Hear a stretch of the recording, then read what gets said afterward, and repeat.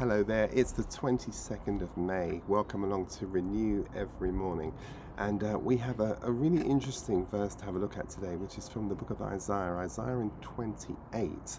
And we're thinking about this really interesting statement from 28 verse 29. Let me read it to you and see what you think about it. So it says this: all this comes from the Lord Almighty. This is kind of quite an interesting use of language. All this comes from the Lord Almighty. That's a big statement.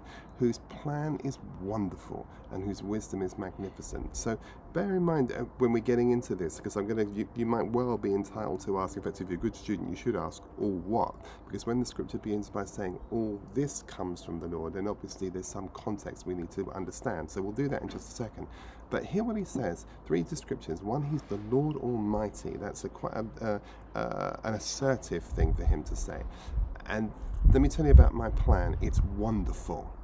And I just want you to just hold on to that. The plans of God are wonderful. They're not only wonderful, they're wonder-filled. They are filled with wonder. And you may find yourself wondering about the plans of God, but let me promise you, God's plan for you is wonderful, and his wisdom is magnificent. Now, just please, wherever you are, whatever's holding you in the moment, because you may find yourself in the same sort of space that Isaiah is writing into, where you get confused thinking his plans aren't wonderful, and in actual fact there's something maleficent, not magnificent, about the ways of God. But this is not true. Here's the rule, by the way, and this is why this is an important passage, because this passage is written to the spiritual leaders, to the directors, to the spiritual directors, the pastors or the priests in their day. And there is one rule and one fundamental rule that you have to hold on to when you're pastoring people, and it's this: never ever hurt God's people. And you cannot rehearse that enough times, but never hurt God's people is the kind of golden rule of leadership. But in Isaiah's day, unfortunately, that rule had been long since violated. It had been broken. The priests and the prophets had become proud.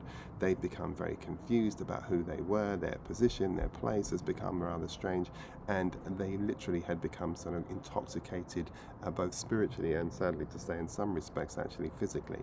And this is something that needs to be corrected, because literally what happened is that the instructions of God had kind of been mocked and been dismissed. And so to get to this verse we're looking at, it's worth just looking back at what's happened so far in Isaiah 28. Number one, he's talked about woe to the proud and the complacent. We've talked a lot in this month's a series about pride. We've done, certainly the last few days we've been thinking about. And he's saying, look, please understand this. This is a woe to that wreath, that Ephraim's drunkards he's talking about in verse 1. This false confidence and this false pride are likened to a fading flower, momentarily beautiful perhaps, but they wither and they die. And my goodness gracious me, today, if ever we need to be careful, we cannot afford to live in this world as proud and complacent. We need to live in this world as humble and compassionate.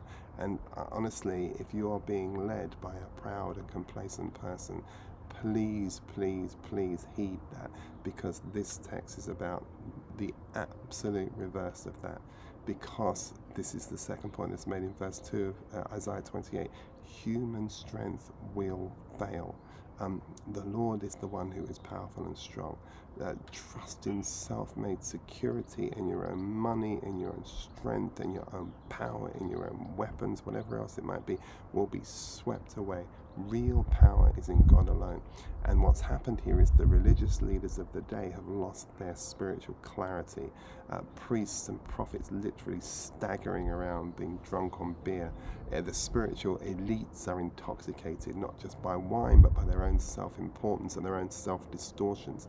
And unfortunately, the word has been dismissed as childish. It's just foolishness. And in that sense, they've forgotten that God's promises are a cornerstone. See, it says in verse 16, I lay a stone in Zion, a tested zone. And of course, we know Jesus is the cornerstone. We know that. And now this prophecy begins to pivot. It pivots amid the collapse, and God provides the stability, the cornerstone. Christ is always the cornerstone in every moment, in every epoch, in every age, in every time. There is no question about that Christ is our cornerstone. False covenants will be exposed, false ridiculous talk will be exposed.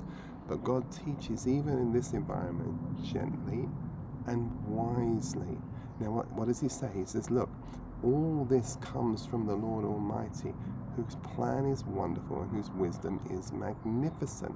And this is really the key issue that we're trying to think about here, that Isaiah is delivering a sharp warning. But remember, he doesn't just warn, he woos. He always woos. He's always bringing us back to ourselves. He always wants to give us back to ourselves and bring us to a higher level of consciousness. And this verse comes with promise. Even when your plans collapse, God's plans will remain. So yes, there's a whole story to be told about woe here, but the Lord is the one who is strong, and he simply wants us to just hold on to that. Remember, would you, in the midst of all of what we're seeing and hearing and living through, the Lord Almighty, the Lord of hosts, the God of the angel of army of angels. This isn't some passive power. This is the internal, eternal, inner strength of God. His wisdom is wonderful. His counsel is extraordinary. It's not just advice, it's a divine heavenly blueprint for whatever we're finding ourselves through. And it's never going to be about separation and polarization and annexation. It's always going to be about interbeing. It's always going to be about the interconnectedness of us as humans. We are one, and that's the magnificent wisdom. And if we grab that and grasp that, my goodness gracious me, what a wonderful world we'll be living in. So remember, human wisdom will always fail, it will always disappoint, it will always collapse. There's no question about that. But God's wisdom isn't hidden from us. As Master Eckhart told us, it's hidden within us. It's not unreachable, it's ungraspable with pride. And God's wisdom doesn't need you to be brilliant, it needs you to be still. So today, in a world that's full of its own plans and schemes and deals and pacts and whatever else it might be, please remember that God's counsel is wonderful. It's full of wonder, and his wisdom is magnificent. So perhaps today, just reach towards the Ancient of Days and be renewed in the simple truth that his ways, as we said yesterday, are higher than ours. And today we remind ourselves the Lord Almighty's plans for you and for me are wonderful, and his wisdom is magnificent. God bless you in that. Take good care today. Bye-bye.